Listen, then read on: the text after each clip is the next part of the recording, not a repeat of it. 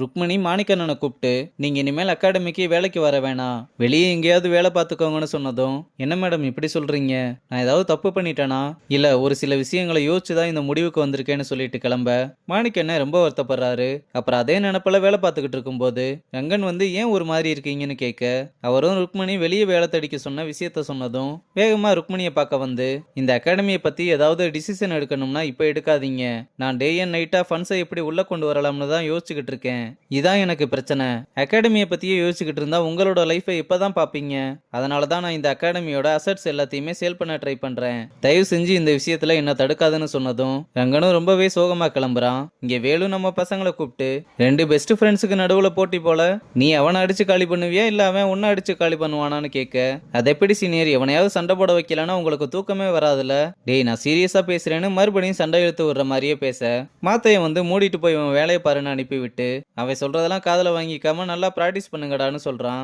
இங்க ராஜசேகரும் பசங்க எல்லாருமே கூப்பிட்டு, இந்த டோர்னமெண்ட்ல நம்ம கப் அடிச்சே ஆகணும், அதுவும் கம்ஃபர்டபுளா வின் பண்ணியே ஆகணும்னு சொல்லிட்டு மத்த பசங்களை அனுப்பிவிட்டு கோச்சையும் கிரிசையும் மட்டும் கூப்பிட்டு, இப்ப இருக்க சுச்சுவேஷனுக்கு எம்என்சியை நமக்கு காம்படிஷனா வர வாய்ப்பே இல்ல, ஃபண்டிங் கிடைக்காம ரொம்ப கஷ்டப்பட்டுக்கிட்டு இருக்காங்க, ரங்கன் எவ்வளவு கஷ்டப்பட்டாலும் இப்ப இருக்க பிரச்சனையில இருந்து வெளியே வரவே முடியாது, அதையும் மீறி வந்து அவங்கள அடிச்சு கீழே இறக்கணும், சார் இதெல்லாம் சொல்லவா வேணும், யூஸ்வலா இதெல்லாம் பண்றது தானே, என்ன இவ்வளவு அசால்ட்டா பேசிக்கிட்டு இருக்கீங்க, நான் பர்சனல் அட்டாக் பண்ணலாம்னு சொன்னப்ப நீங்க தான் கிரவுண்டில் ஃபேஸ் பண்ணிக்கலாம்னு சொன்னீங்க, ஆனா நீங்களே இப்படி பேசிக்கிட்டு இருக்கீங்க, டேய் இது கிரவுண்டில் முடிக்கிற அளவுக்கு அவ்வளவு ஈஸி இல்ல, என்னை அவமானப்படுத்தி வெளியே அனுப்புனதெல்லாம் நான் இன்னும் மறக்கலன்னு சொல்றான். இங்க வேலுவும் ஜாக்கி கிட்ட, ஏண்டா சின்ன பசங்களை உனக்கு போட்டியா போட்டிருக்காங்கன்னு உனக்கு கொஞ்சம் கூட காண்டாகல, டேய் அவனுங்களே பொடி பசங்க, ஆல்ரெடி பிரச்சனை போய்கிட்டு இருக்கிறதுனால ரங்கன் சார் டைரக்டா அந்த பொசிஷனை எனக்கு கொடுக்க முடியாதுன்னு தான் இவனுங்களெல்லாம் எனக்கு போட்டியா போட்டிருக்காரு, நீ ஃப்ரீயா விட மச்சான், ரெண்டு பிராக்டிஸ் மேட்ச் கூட தாண்ட மாட்டானுங்க, நீ சொல்றதும் சரியா தான் படுது, சரி பார்க்கலாம்னு சொல்றான். அப்புறம் ரங்கனும் பசங்களுக்கு கேச்சிங் பிராக்டிஸ் கொடுக்க ஸ்டார்ட் பண்றான்.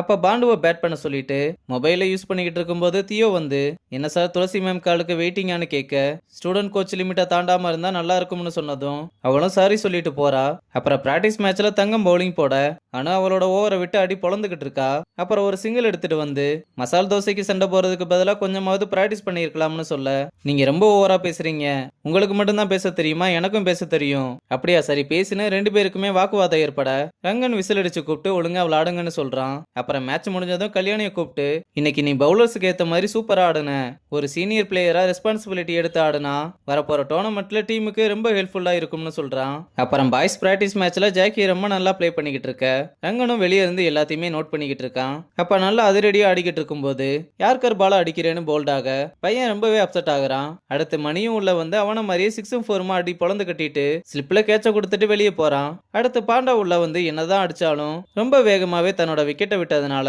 செம்ம கண்டுல வெளியே வந்து உட்கார, மணியும் கேண்டீனுக்கு போலாமாடா, ஆடி ரொம்பவே டயர்டா இருக்குன்னு கூப்பிட்டா, ஒரு ஓவர்ல 4 4 அடிச்சதும் நக்கல் மயிரா பேசுறியான்னு கோவமா கிளம்புறான். இங்க ரங்கனும் தியோவை கூப்பிட்டு, நான் அப்படி பேசியிருக்க கூடாதுன்னு சாரி கேட்க, இல்ல சார் நான் தான் எல்லாரும் முன்னாடியும் கமெண்ட் அடிச்சிருக்க கூடாது, இப்பதான் எங்களால அந்த பழைய ரங்கனை பார்க்க முடியுது, பாதி ஃபேஸ பார்த்ததுக்கே பயந்துட்டோம், நல்ல வேளை உங்க ஃபுல் ஃபேஸ காட்டலன்னு சொல்லிட்டு போறா. அப்ப சென்னை அகாடமி மெம்பர் கால் பண்ணி, நீங்க கேட்டதை பத்தி நாங்க இன்னைக்கு டிஸ்கஸ் பண்ணோம், ஆனா நான் அவங்களை கன்வின்ஸ் பண்ணணும்னா ரெக்கார்ட் வேணும் சார், நீங்க என்ன சொல்றீங்கன்னு எனக்கு புரியல, நீங்க வரப்போற மெயின் டோர்னமெண்ட்ல உங்க பாய்ஸ் டீமை வின் பண்ண வைக்கணும், அப்பதான் இன்வெஸ்டர்ஸுக்கு உங்க மேல நம்பிக்கை வரும், நீங்க கேட்டதுக்கு ஏதாவது ரிசல்ட் காமிச்சா மட்டும்தான் எல்லாமே பாசிபிள்னு சொல்ல, எனக்கு நல்லாவே புரியுது, நீங்க சொல்றதும் சரிதான், நான் கண்டிப்பா ரிசல்ட்டை காமிக்கிறேன்னு சொல்றதோட இந்த எபிசோட முடிச்சிருக்காங்க.